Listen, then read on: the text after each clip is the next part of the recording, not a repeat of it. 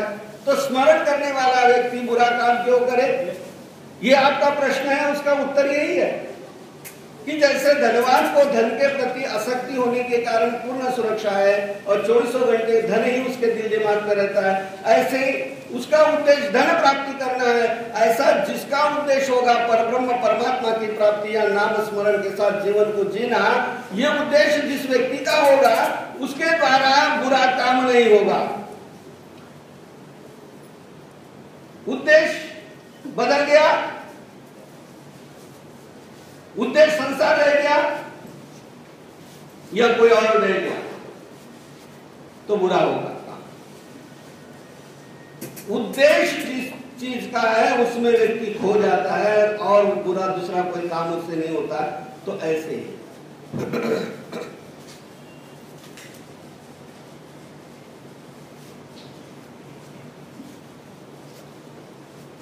लेकिन ये नाम स्मरण, उस स्मरण के साथ, उस नाम के साथ अपनी आत्मीयता को जोड़ना चाहिए, अपने मन को जोड़ना चाहिए, चाहे किस्तों में जोड़ दो। अभी उतना अभ्यास नहीं है, कोई बात नहीं।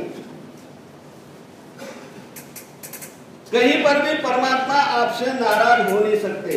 आप परमात्मा की संतान हो, आपके लिए ही परमात्मा ने संसार की रचना की, आपके लिए ही परमात्मा इस संसार में शरीर धारण करके आए और आपके लिए ही परमात्मा ने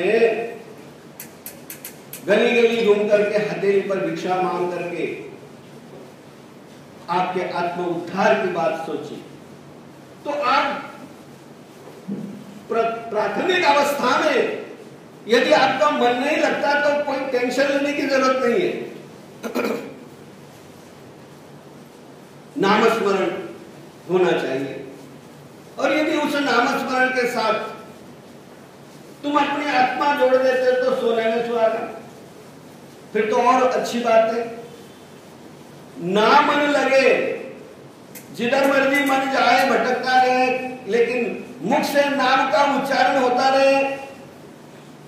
ये उच्चारण भी आपको बहुत सारा लाभ देके जाएगा। ये ठीक है कि मन लगेगा तो 100% लाभ आपको मिलेगा, यदि मन नहीं लगेगा फिर भी आप नाम का उच्चारण करते, स्मरण करते तो लाभ तो आपको मिलेगा, लेकिन 100% यानी 100% नहीं मिलेगा। हो सकता है 70% मिले, 80% मिले, 20% कटौती हो जाए आपकी।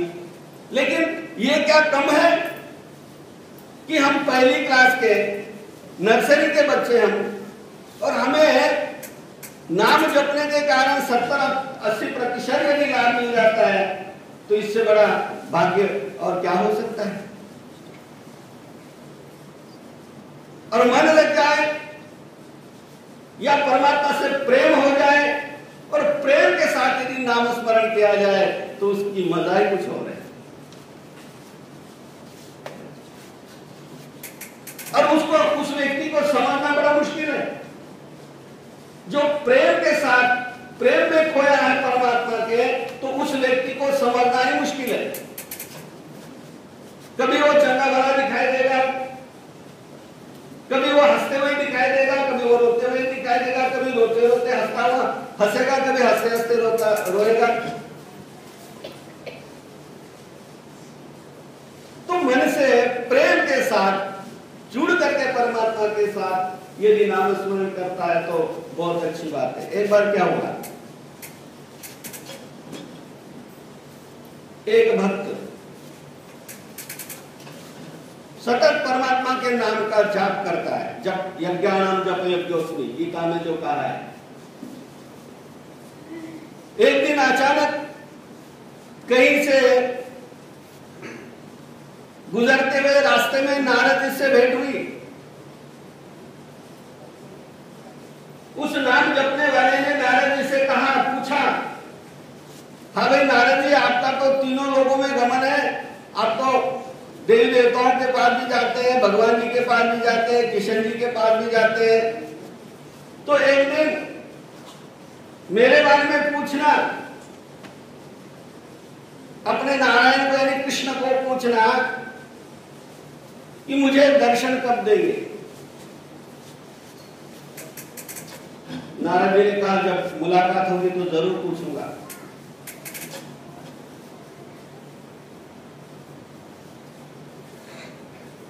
कुछ समय बाद नारद जी लौट करके आए, उस नाम जपने वाले के साथ मुलाकात हो गई। उस नाम जपने वाले ने पूछा, हाँ भाई मेरे प्रश्न का उत्तर आपने पूछा मेरे लिए?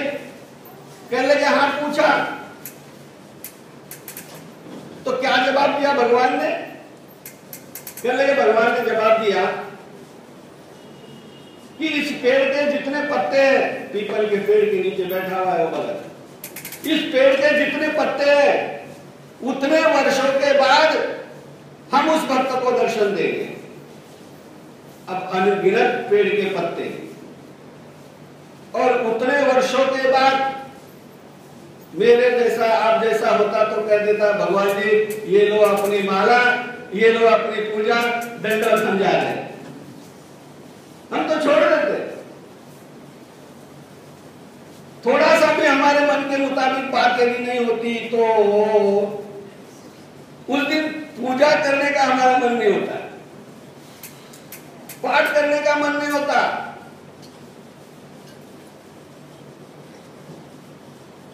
झाड़ू पोछे वाली आई नहीं है समय पर तो उस दिन आइतवार को मंदिर में आना ही नहीं होता हमारा। एक झाड़ू पोछे वाली हमारे मंदिर में आना हमारा रोक देती है। तो 10 मन्नतें हमारी पूर्ण की परमात्मा ने और 11वीं नहीं की तो हम फिर बुलाना देते और फिर भाग जाते हैं। महीना महीना 2-2 महीने मंदिर में नहीं आते। तो उस भगत की क्या हाल हुआ होगा? नारद जी संदेशा दे रहे, उसे कह रहे हैं कि इस पेड़ के, इस पीपल के पेड़ के जितने पत्ते हैं उतने वर्षों के बाद भगवान तुम्हें दर्शन देंगे। वो गमगीन नहीं हुआ, दुखी नहीं हुआ, बल्कि नाचने लग गया, भंगड़ा पाने लग गया। नारद जी परेशान, इतने लाखों वर्षों बाद भगवान ने इसको दर्शन देना है और ये नाच रहा है, ये भंगड़ा पा रहा है, ये गा रहा है, मस्ती में झूम रहा है। उनको तो समझ ही नहीं आ रहा कि हो क्या रहा है। वो तो सोच रहे थे कि मैं इसको बताऊंगा तो ये रोएगा, चिल्लाएगा, जा रोएगा, लेकिन ये तो नाच रहा है, डांस कर रहा है। तो रहा नहीं गया नारद जी से। उस नाचते हुए भगत को बाहों से पकड़ लिया, कहने लगे भाई इसमें नाचने की क्या बात है? कहने लगे बात ऐसी कह दी आपने। कहते हमने क्या कहा? हमने तो यही कहा कि इतने वर्षों बाद। कहते कितने भी वर्षों बाद क्यों ना हो, लिस्ट में मेरा नाम तो है।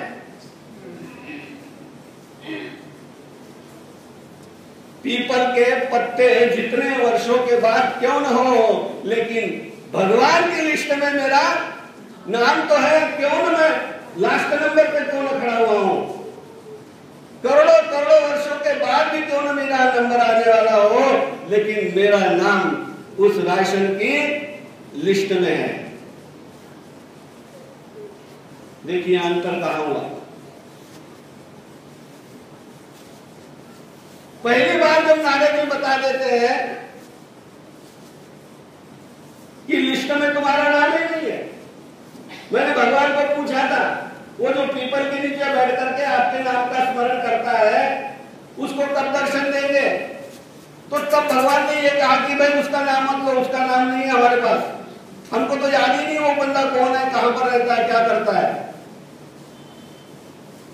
लेकिन दूसरी बात जब कहा कि इतने वर्षों के बाद, तो भाव बदल गया उसका, मन बदल गया उसका कि इतने वर्षों बाद नाचने लग गया।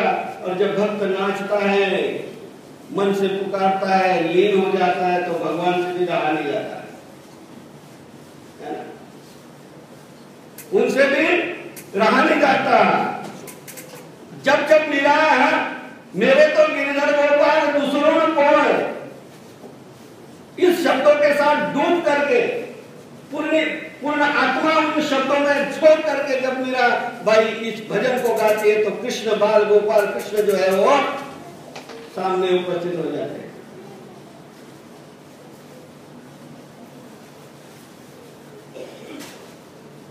जब सूरदास कभी परमात्मा के गुण गाते हैं, उन गुण गाते समय भी आंखों में आंसू आ जाते हैं, कभी अपने दोष का बखान करते हैं, अपने आप को उस जगह पर रखते हैं तब सूरदास की दुनिया का सबसे बड़ा